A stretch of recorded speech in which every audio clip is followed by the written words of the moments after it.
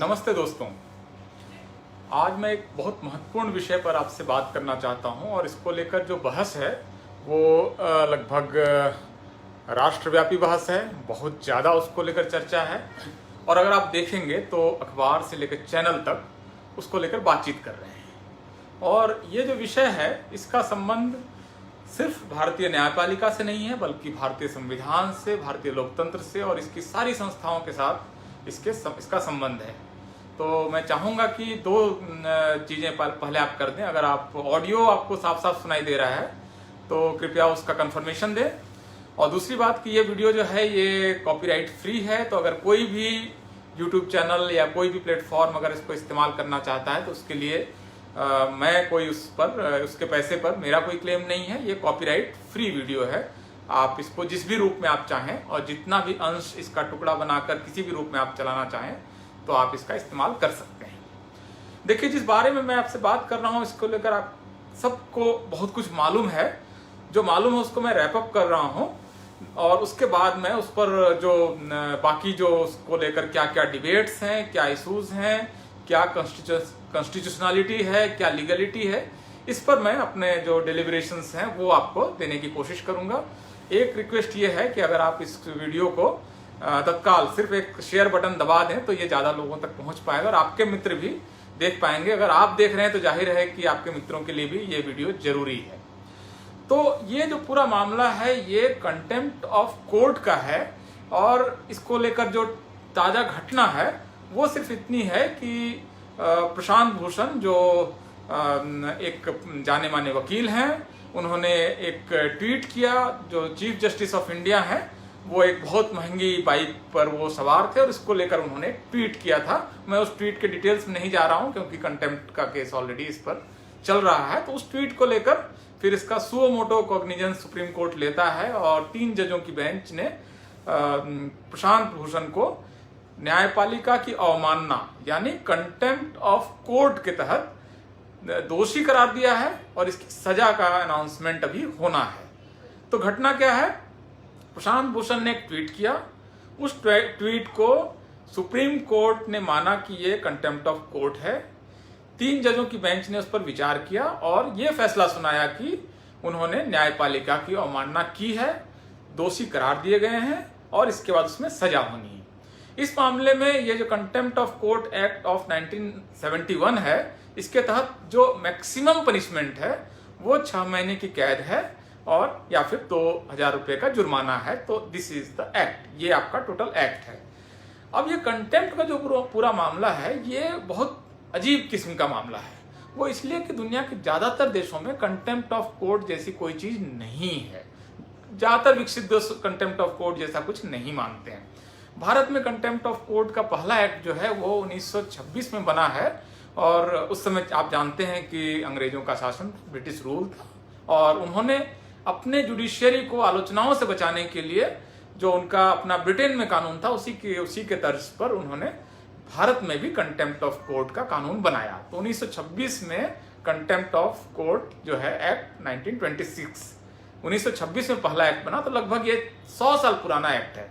तो जो एक्ट पिछले अंग्रेजों के समय बने थे उसमें बहुत कुछ आधुनिक भारत ने छोड़ दिया है, लेकिन कुछ एक्ट को अपने सीने में वो चिपकाए हुए हैं। उनमें से ये एक्ट है जिसको कि लेकर भारत की जुडिशियरी, भारत का पार्लियामेंट इस एक्ट को अपने सीने में चिपकाए हुए हैं। अब ये जो पूरा एक्ट है ये देखिए कैसे, क्या बहुत दिलचस्प कहानी है कि ब्रिटिश उस समय सरकार ने कंटेम्प्ट ऑफ कोर्ट एक्ट बनाया, उनके देश में भी लागू था। आज की तारीख में ब्रिटेन में ये एक्ट नहीं है। उन्होंने कंटेम्प्ट होता है कोर्ट का और इसके लिए कोई सजा दी जाए ऐसा वो नहीं मानते हैं और उन्होंने कंटेम्प्ट ऑफ कोर्ट को अपनी लॉ बुक से हटा दिया है। और 1931 आखिरी बार है जबकि कंटेम्प्ट ऑफ कोर्ट के तहत ब्रिटेन में किसी आदमी के खिलाफ कोई केस दर्ज हुआ था। तो 1931 के बाद वहां पर कंटेम्प्ट ऑफ कोर्ट का कोई मामला नहीं चलता है। अब आप पूछेंगे भारत में इसके कितने मामले चलते हैं? तो भारत में कंटेम्प्ट ऑफ कोर्ट के कानून से इतना प्यार है यहाँ की जुडिशियरी को कि लगभग 1 लाख मामले इस समय भारत में चल रहे हैं और वो कंटेम्प्ट ऑफ कोर्ट के तहत लोगों को न्यायपालिका अपनी आलोचना से बचने के लिए कंटेम्प्ट ऑफ कोर्ट के एक्ट का इस्तेमाल वो करती है। तो ये जो पूरा कंटेम्प्ट ऑफ कोर्ट है, इसका इतिहास ये है भारत में कि अंग्रेजों के समय कानून बना, अंग्रेजों ने अपने देश में ये कानून खत्म कर लिया, लेकिन भारत में ये कानून आज भी जारी है। अब कंटेम्प्ट ऑफ कोर्ट का जो पूरा मामला है उसको अगर आप देखें तो एक बार इसकी रिव्यू, इसको बड़े पैमाने पर इसका रिव्यू हुआ है। लॉ कमीशन ने रिव्यू किया है। लॉ कमीशन ऑफ इंडिया के लॉ कमीशन की 2018 की रिपोर्ट अगर आप देखें, जस्टिस चौहान उसके अध्यक्ष थे, तो उन्होंने इस पर विचार किया कि इस एक्ट को भारत में रहना चाहिए या नहीं रहना चाहिए। और आखिरकार लॉ कमीशन ने ये निर्णय दिया कि इस एक्ट को भारत में रहना चाहिए। और इसके पक्ष में बहुत दिलचस्प तर्क दिए गए। उन्होंने कहा कि ब्रिटेन में तो इस कानून को खत्म कर दिया गया है और वहाँ पर कंटेम्प्ट ऑफ कोर्ट जैसी कोई चीज़ नहीं होती है, और इसका आखिरी मामला 1931 का है। लेकिन भारत में चूंकि बहुत सारे मामले हैं, इसलिए इस एक्ट को रहना चाहिए। पहला तर्क उनका ये है। और दूसरा तर्क उनका ये है कि जो ब्रिटेन है वहाँ पर कंटेम्प्ट ऑफ कोर्ट एक्ट तो नहीं है, लेकिन अगर आप न्यायाधीशों की कोई आलोचना करते हैं तो इसको दूसरे कानूनों के तहत वहाँ पर सजा मिल सकती है। तो भारत में भी अगर आप देखें तो भारत में भी वो कानून मौजूद हैं, जैसे कि डिफेमेशन का कानून, अवमानना का कानून, जो है कि अगर आप किसी जज के खिलाफ कोई निजी टिप्पणी करें तो उनके पास ये उपाय तो है ही है कि वो जो डिफेमेशन के तहत आप पर मुकदमा कर सकते हैं, लेकिन वो आप पर मुकदमा नहीं करते हैं, वो सीधे अपने आप को सुनवाई करते हैं और आपको सजा दे देते हैं। तो ये स्थिति कुल है।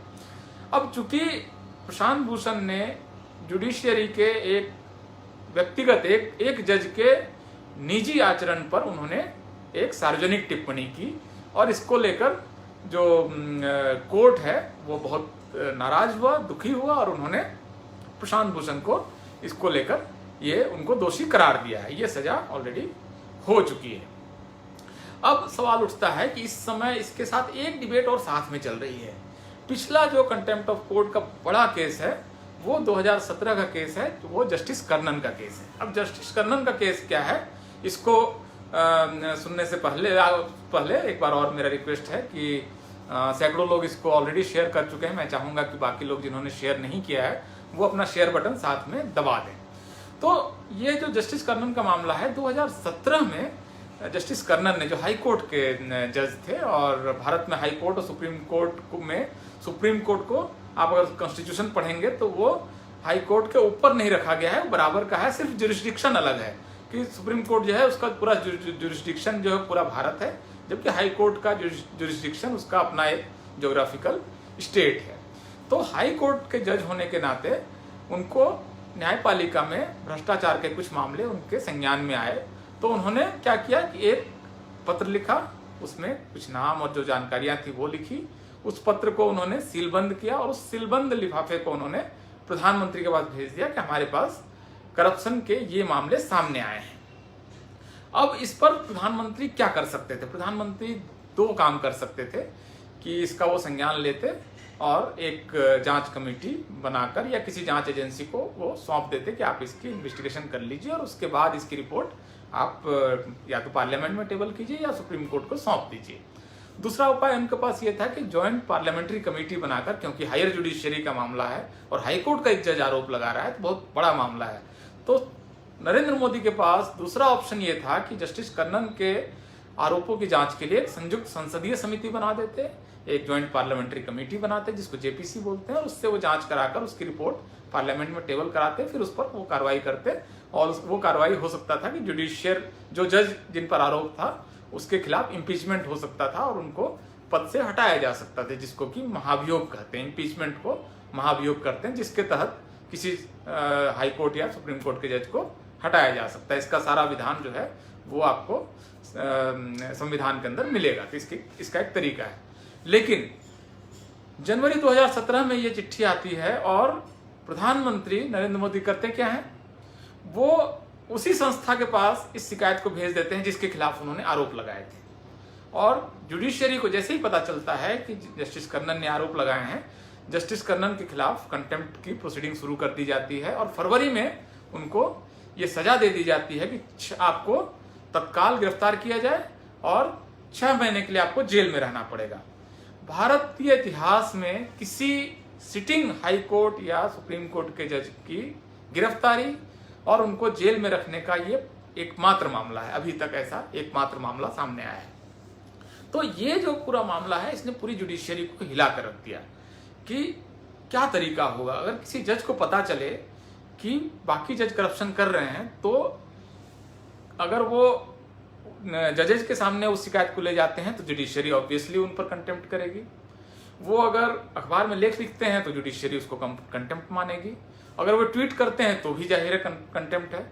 आप किसी जांच एजेंसी को भेजेंगे तो वो जांच एजेंसी अल्टीमेटली, जैसे ईडी या जो सीबीआई है वो केंद्र सरकार के अधीन है, प्रधानमंत्री के अधीन है, कुल घुमा फिरा कर वो आपको उसकी शिकायत को फिर जुडिशियरी के पास भेज देगी, तो कंटेम्प्ट है। तो एक जज को अगर करप्शन का कोई मामला उसको पता चलता है तो वो क्या करे। आप सोच कर देखिए कि एक जज के तौर पर आप सोच कर देखिए कि आप जज हैं, आपको ये पता चलता है कि आपके साथ ही बहुत सारे जज करप्ट हैं, या ये एक आदमी, ये एक जो जज है ये करप्ट है, तो इसमें आप क्या कर सकते हैं। आपके पास कोई उपाय नहीं है। आपको उस करप्शन को या तो उसके पार्टनर बन जाइए या फिर उस करप्शन को चुपचाप देखते रहिए। ये दो ऑप्शन आपके पास, जो ये कर्णन का मामला है, जस्टिस कर्णन का मामला है, ये दो चीजें बताता है कि आप या तो चुप रहिए या उस करप्शन में शामिल हो जाइए। क्योंकि आप किसी भी मंच पर अगर इसकी शिकायत करेंगे, इसकी बात करेंगे, तो आप पर कंटेम्प्ट का मुकदमा चल जाएगा। तो ये जो पूरा मामला है, इसने एक जुडिशियरी के में एक क्वेश्चन उठाया कि ये मामला किस तरह से इसको हैंडल किया जाए। इसके बाद जो जस्टिस कर्णन पर चूंकि लगातार जातिवादी हमले भी हो रहे थे और उनको जो साथी जज हैं वो उनके साथ जाति के आधार पर टिप्पणियां कर रहे थे, उस तरह के व्यवहार कर रहे थे, तो उन्होंने SC/ST एक्ट का भी मामला उठाया कि ये उनके साथ जाति के आधार पर भी भेदभाव होता है, और इस मामले को भी उन्होंने उससे जोड़ कर देखा। तो इस बीच में फिर बहुत कुछ होता है। ये हाईकोर्ट के जज के नाते चूंकि उनका अधिकार है, तो वो उन्होंने आदेश पारित किया। उसके आदेश के काउंटर में फिर सुप्रीम कोर्ट आदेश पारित करती है और फाइनली सुप्रीम कोर्ट ने उनको जेल भेज दिया।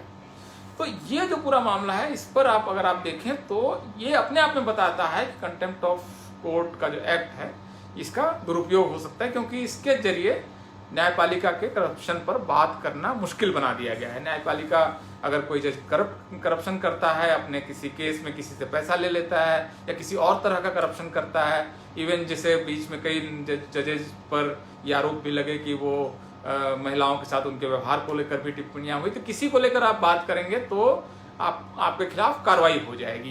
ये जो अपने आप में एक अजीब सी स्थिति है कि चूंकि भारत में अधिकारों का बंटवारा है अलग अलग इंस्टीट्यूशंस में कि न्यायपालिका क्या कर सकती है और एक दूसरे पर कंट्रोल है।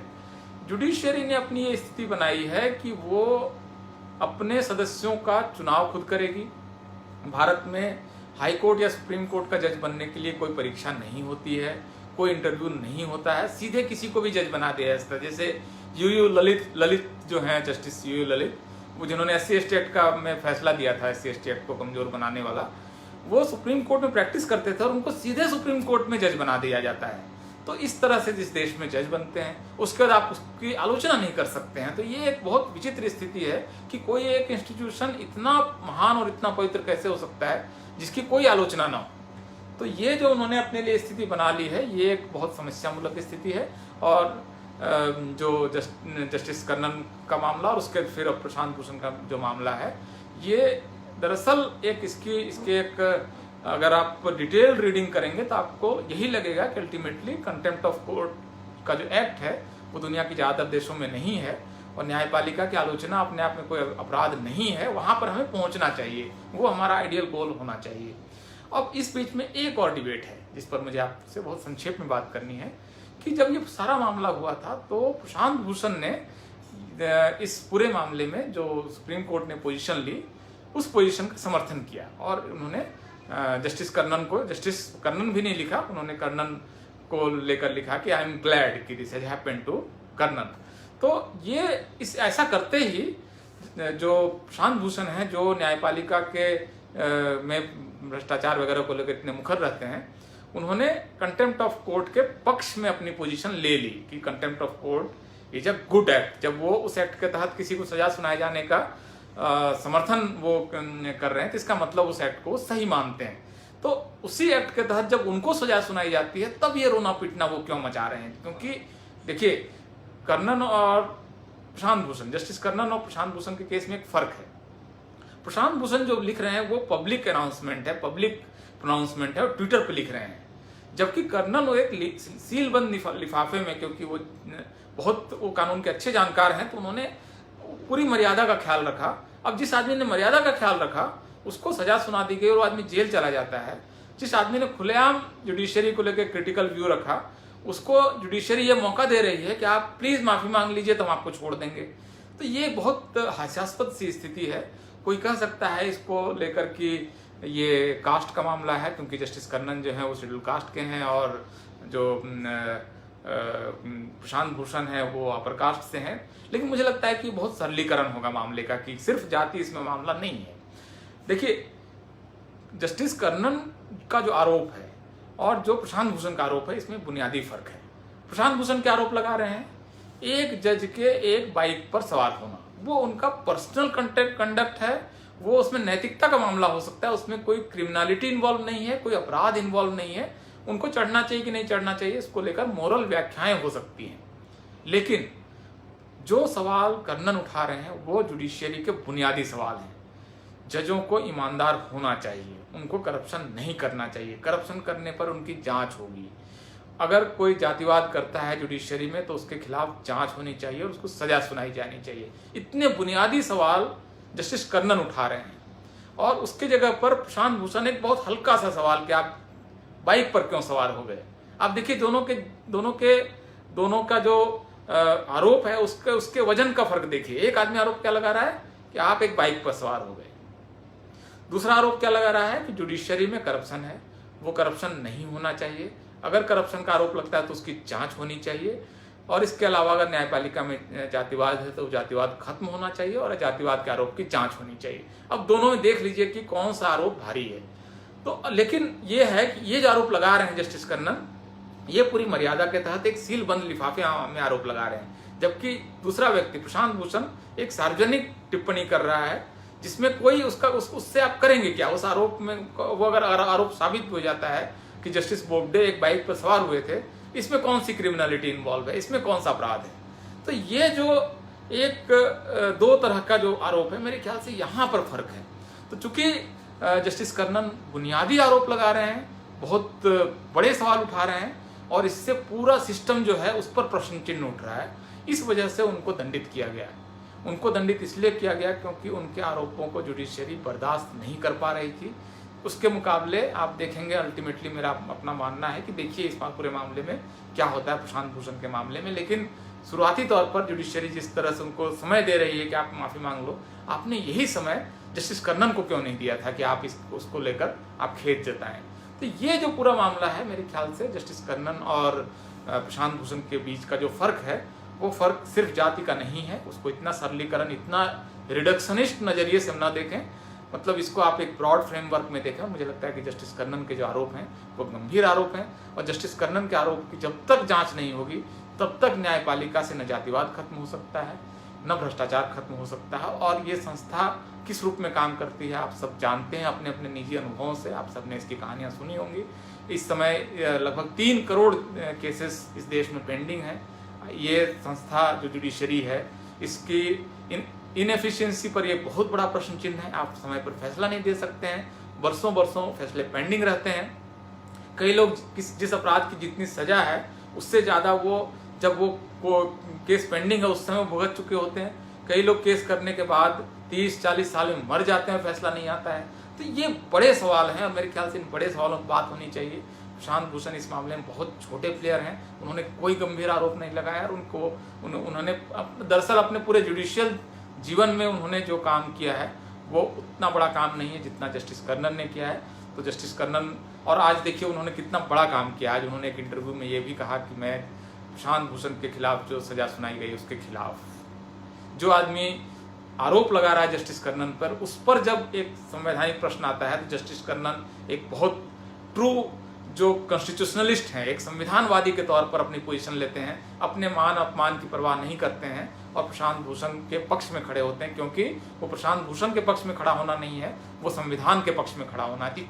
इतना महान व्यक्तित्व आप जस्टिस कर्णन का आप इस केस में वो देख पाएंगे। और उन्होंने बहुत बुनियादी प्रश्न उठा रहे हैं, क्योंकि जजेज जो हैं वो लोगों का जो इस देश का पैसा है वहीं से उनको वेतन मिलता है, तो वो सवालों के दायरे से बाहर कैसे हो सकते हैं। तो ये बहुत बुनियादी क्वेश्चन जस्टिस कर्णन उठा रहे हैं। और ये वो नहीं कह रहे हैं कि आप किसी को सजा दे दीजिए, वो जांच की मांग कर रहे हैं। मतलब कितनी बुनियादी बात है कि करप्शन का ये आरोप है, आप इसकी जांच करा लीजिए। इस पर उनको दंडित किया जाता है। तो ये पूरी न्यायपालिका के लिए बहुत मतलब गौरव का क्षण नहीं है, जबकि वो जस्टिस कर्णन को सजा सुनाई गई थी।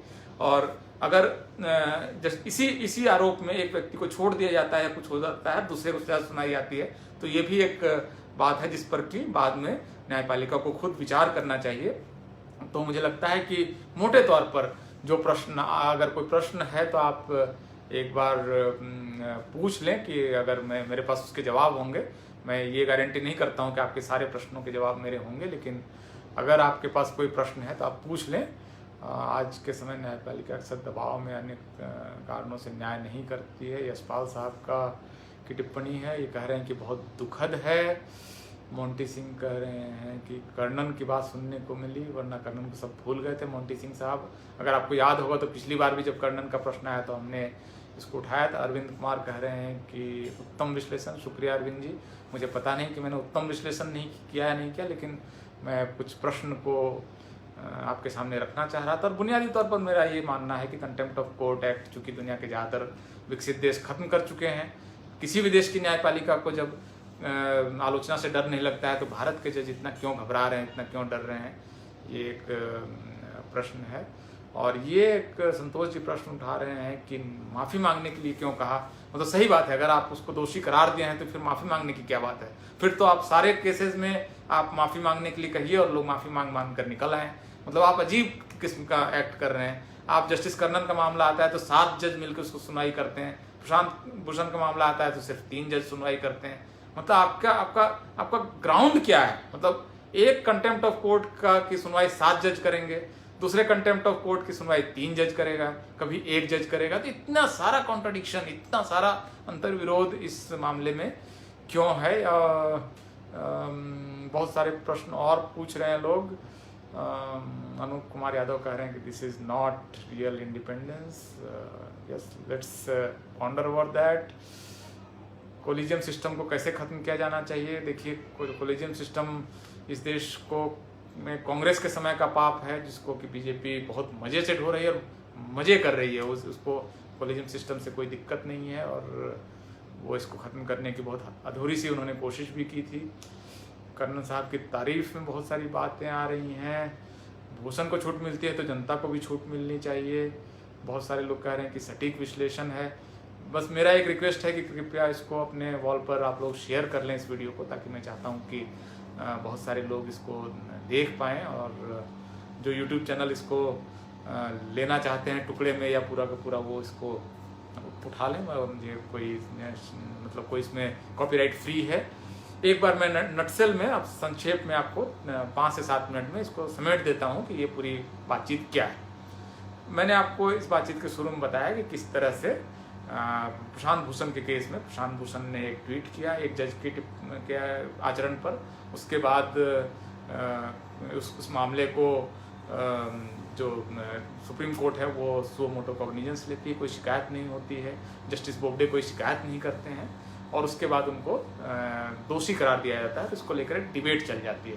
फिर मैंने बताया कि किस तरह से कंटेम्प्ट ऑफ कोर्ट का जो एक्ट है वो अंग्रेजों के समय का एक्ट है। कोई भी आधुनिक देश, लगभग ज़्यादातर आधुनिक देश कंटेम्प्ट ऑफ कोर्ट जैसा कोई कानून नहीं मानते हैं। वो न्यायपालिका को आलोचना के दायरे में रखने से घबराते नहीं हैं। भारत में इसको लेकर बहुत घबराहट है। और जैसे ब्रिटेन से भारत का कानून आया है, लेकिन ब्रिटेन में अब ये कानून नहीं है।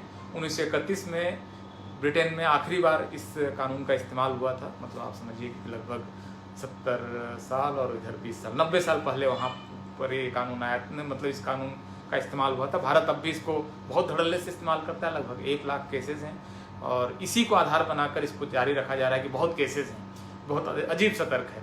इसके आधार पर लॉ कमीशन ने कहा कि ये पूरा जो मामला है ये जारी रहना चाहिए और ये एक्ट जारी रहना चाहिए। इसके बाद मैंने आपको बताया कि किस तरह से जस्टिस कर्णन को ने एक शिकायत की थी कि कुछ जज करप्ट हैं, और इसकी शिकायत उन्होंने सीलबंद लिफाफे में प्रधानमंत्री को भेजी थी। प्रधानमंत्री के पास ये विकल्प था कि वो इन आरोपों की जांच किसी भी उपयुक्त एजेंसी से कराएं। इसकी जगह पर उन्होंने उसी जुडिशियरी के पास वो शिकायत भेज दी जिसके खिलाफ इन्होंने शिकायत की थी, और अल्टीमेटली उस जुडिशियरी ने जस्टिस कर्णन को 6 महीने की सज़ा दे दी, जो सज़ा उनको भुगतनी पड़ी। उस दौरान मैंने आपको इसके आगे बताया कि प्रशांत भूषण ने कैसे खुशी जताई और इस एक्ट का एक तरह से समर्थन किया। आज उसी एक्ट के तहत उनको जब सज़ा हो रही है तो बहुत शोर मचाया जा रहा है कि अधिकारों का हनन हो गया है। लेकिन जस्टिस कर्णन ने फाइनली एक बहुत संवैधानिक पोजीशन ली कि प्रशांत भूषण के साथ अन्याय हो रहा है, नहीं होना चाहिए। एक बहुत अम्बेडकराइट पोजीशन है, एक बहुत जो कॉन्स्टिट्यूशन को बहुत सुप्रीम मानता है वही आदमी ये पोजीशन ले सकता है। तो उन्होंने जो प्रशांत भूषण का व्यक्तिगत उनकी गलत टिप्पणी थी जस्टिस कर्णन के खिलाफ, उसको उन्होंने ताक पर रखकर कॉन्स्टिट्यूशन की मर्यादा के पक्ष में आज उन्होंने एक इंटरव्यू दिया और ये कहा कि ये एक न्याय संगत स्थिति नहीं है कि कोई आदमी अगर न्यायपालिका की आलोचना करे तो उसको आप दंडित करें, बल्कि जांच का प्रावधान होना चाहिए। कोई भी आदमी भारत में जांच से ऊपर नहीं होना चाहिए। तो ये कुल मिलाकर मेरा डेलिब्रेशन था। बहुत बहुत शुक्रिया दोस्तों कि आप हमारे साथ जुड़े, और आप सब लोग, जैसे कि मैंने पहले भी कहा, कि आप इस वीडियो को शेयर करें। बहुत बहुत शुक्रिया।